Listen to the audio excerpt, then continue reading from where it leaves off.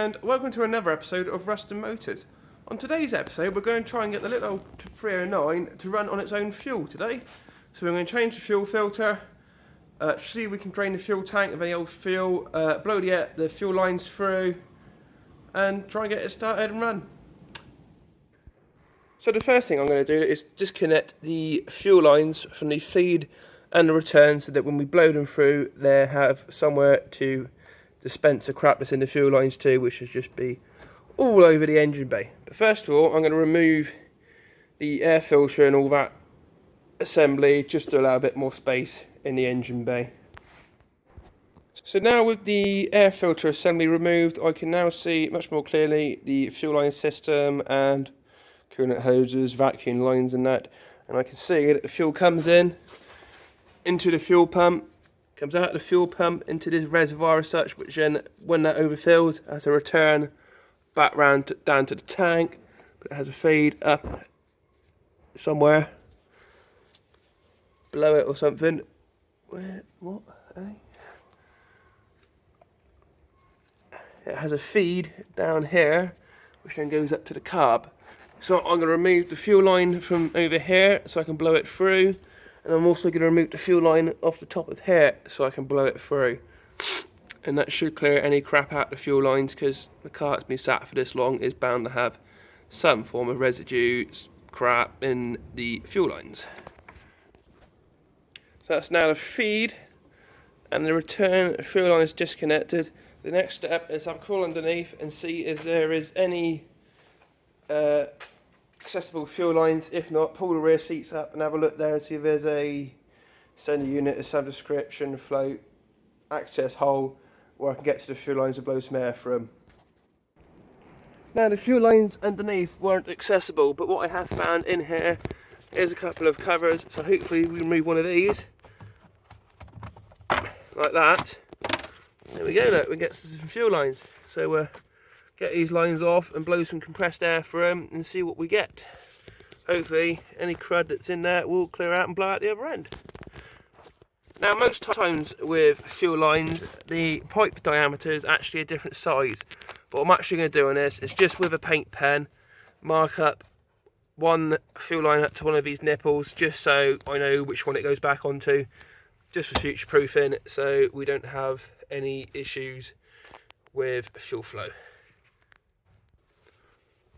So now we have the fuel lines removed off the nipples for the tank. We're just going to get some compressed air from the compressor, of course, and blow it down the fuel lines. Now this is a bit tricky to do one-handed with a camera in my hand, so I'll pause the video and blow it through. You get the idea, literally.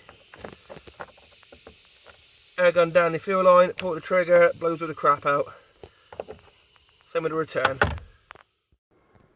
So I've blown the fuel lines through and I've got air coming through both ends. So I've blown it through from this end and blown it through from the tank end, and I've got air coming through, a good amount of air.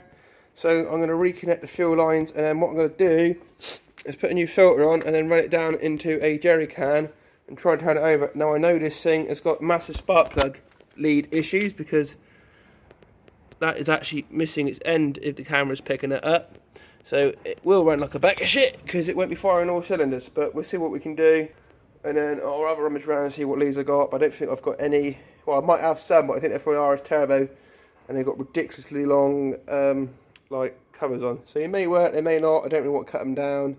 So, and I also need to find out the firing order, and I haven't got a Haynes manual for this engine. So it would be a forums jobby, or I have to get a Haynes manual. I'm going to replace the clips on the return lines because they're just like a little push together clip, and ain't the greatest. I mean, a return line's not any pressure at all, but just for peace of mind I like to replace them with some Jubilee style clips or some proper little fuel hose clips. Now this is a handy bucket. I've broken a few cars, spares or repairs. I mean, I've got a 205 I'm breaking at the minute for spares or repairs. Done Freelanders, done Classics, Cortinas, Escorts, you know, the lot. And over the years, I've just collected whatever hose clamps I can. So in here, there's a bucket of all sorts. I'd highly recommend it, even if you go to a breakers, fill your pockets of Jubilee clamps. You know, they're handy to have. saves going out and buying some. I mean, I've got some, you know, for what's that, 3-inch intercooler piping. Somewhere around, I have got another tub somewhere of Jubilee clips, of sort of ones bigger than this from my time working at Ford. So handy thing to have, a big bucket of hose clamps. So I've got the new fuel filter on, plugged into a little jerry can which hasn't got much fuel. So I'm a bit optimistic about this, whether it's going to work or not. But basically, got fuel in, got the return plumb back to the tank, got some carb cleaner in case I need to use it. Don't really want to try and use it, but in case it's there. And then I'll try and get it started and see if she'll run her own fuel. So let's give this a whirl. So I'm just going to turn her over a bit, see if the fuel pump will actually start sucking up the fuel.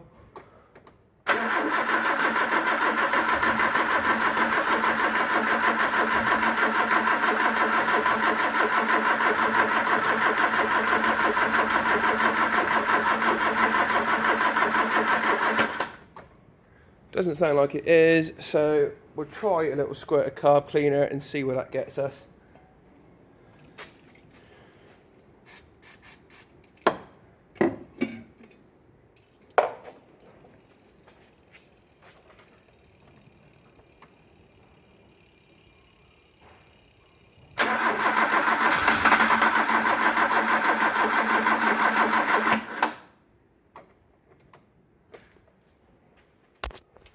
Anything in there? No, nothing whatsoever. Basically, you've got this pump that's driven off a load, normally off the camshaft. So you need the engine turning at a fairly high speed for it to actually start pumping.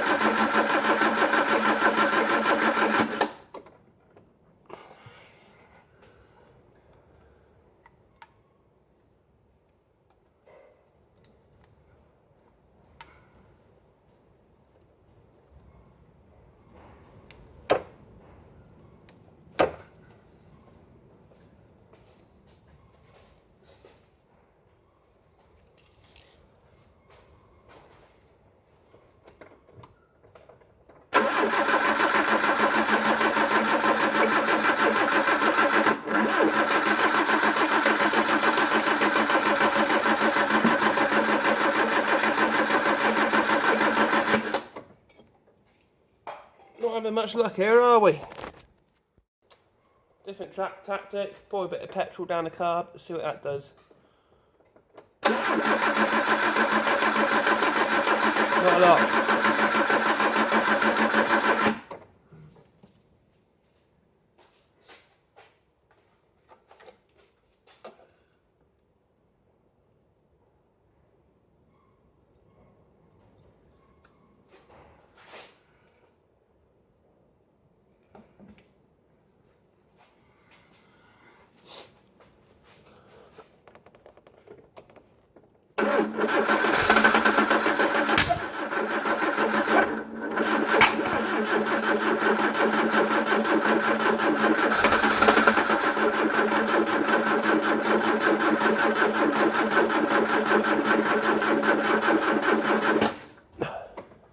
I think it's safe to say I'm going to need more petrol and charge the battery up, and we'll try again. So tune in next time when I have more petrol, a fully charged battery, and maybe an electronic fuel pump to help assist.